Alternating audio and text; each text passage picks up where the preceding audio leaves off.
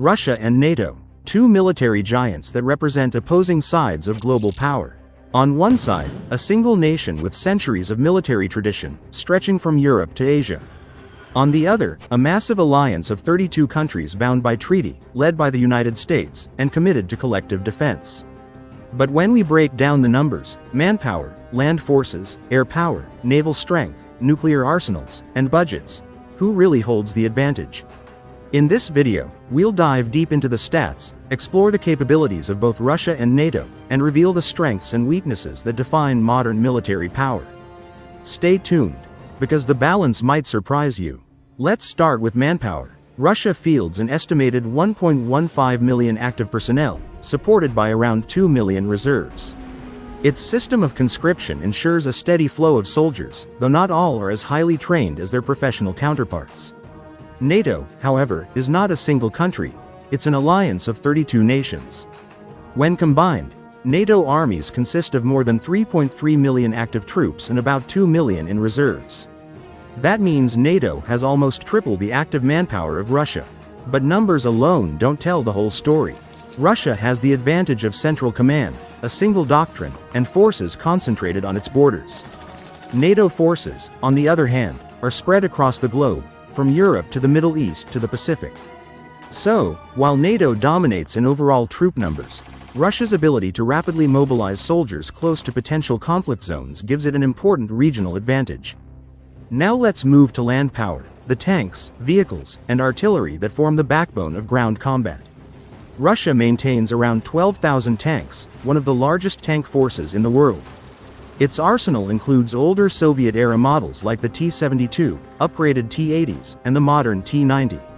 Russia has also unveiled the T-14 Armata, considered one of the most advanced tanks ever built, though production numbers remain limited.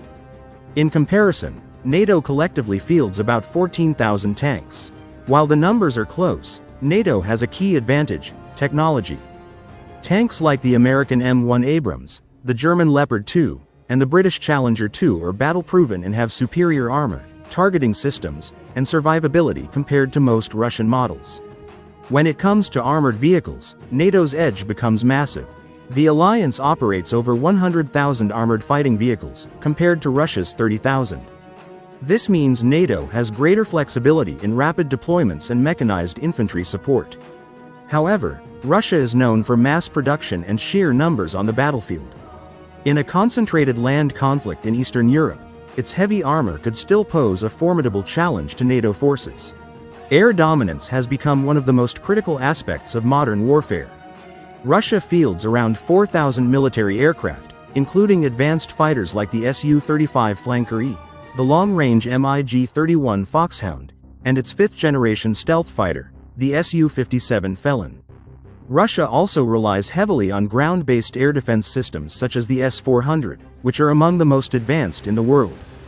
But NATO's advantage in the skies is overwhelming.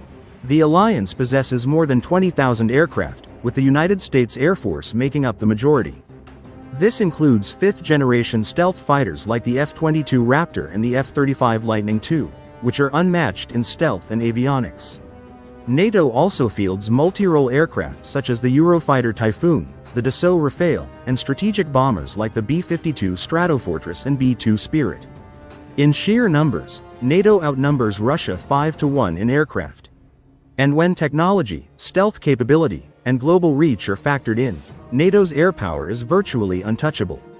This is arguably the alliance's single greatest advantage. On the seas, the story is much the same. Russia maintains around 600 naval vessels, including nuclear-powered submarines, frigates, and guided missile cruisers. Its Borei-class submarines carry nuclear ballistic missiles, while its Yeltsin-class subs are some of the most advanced attack submarines in the world. However, Russia only has one aircraft carrier, the aging Admiral Kuznetsov, and it has faced constant mechanical issues and setbacks.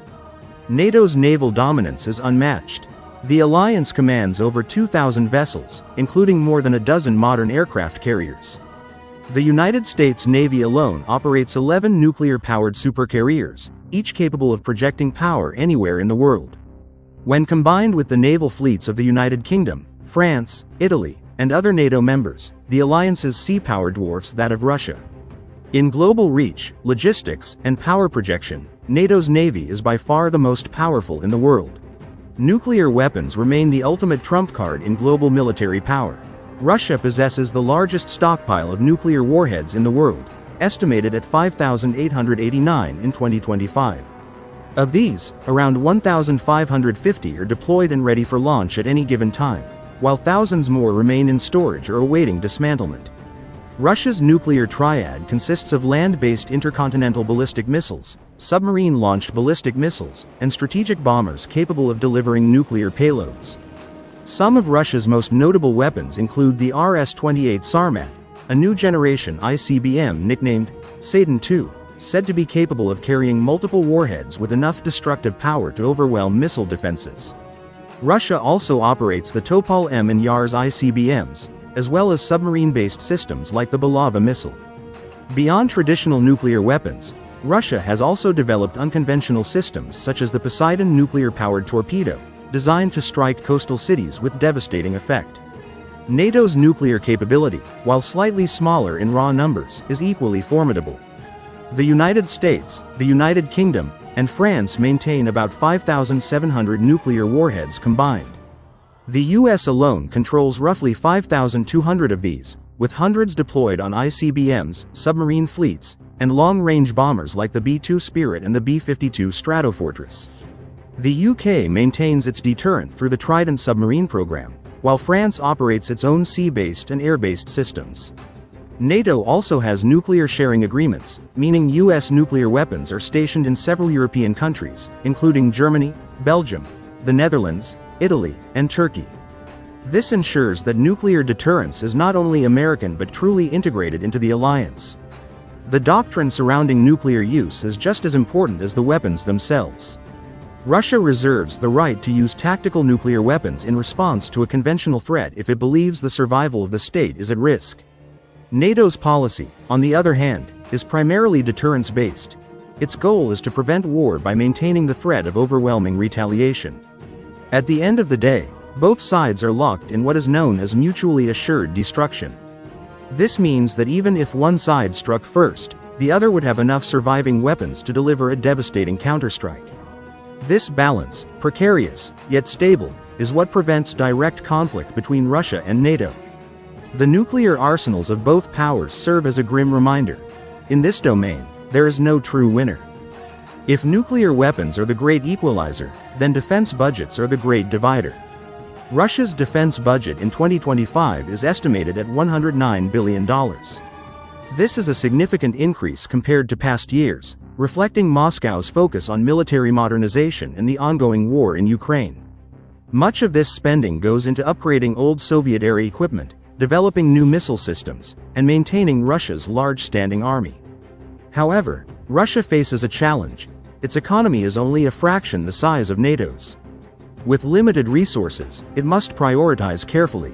While it invests heavily in missile technology, nuclear forces, and electronic warfare, it often struggles to match NATO's scale in advanced aviation, shipbuilding, and precision-guided munitions.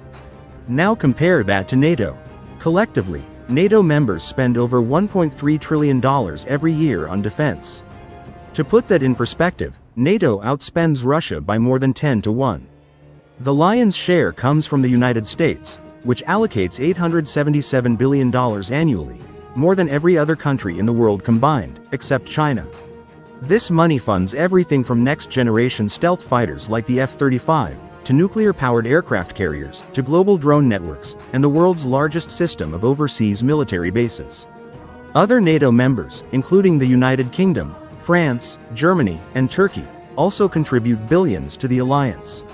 While some European members have historically lagged behind in defense spending, the conflict in Ukraine has triggered a wave of rearmament, with countries pledging to meet or exceed NATO's guideline of spending 2% of GDP on defense.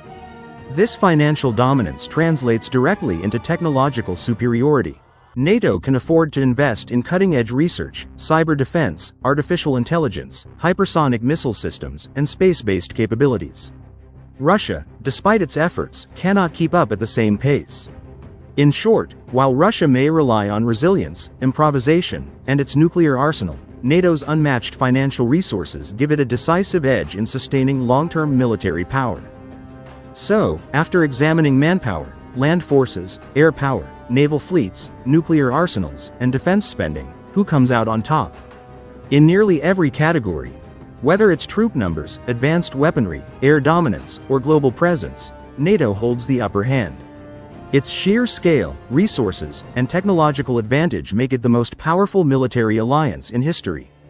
Yet, Russia should not be underestimated.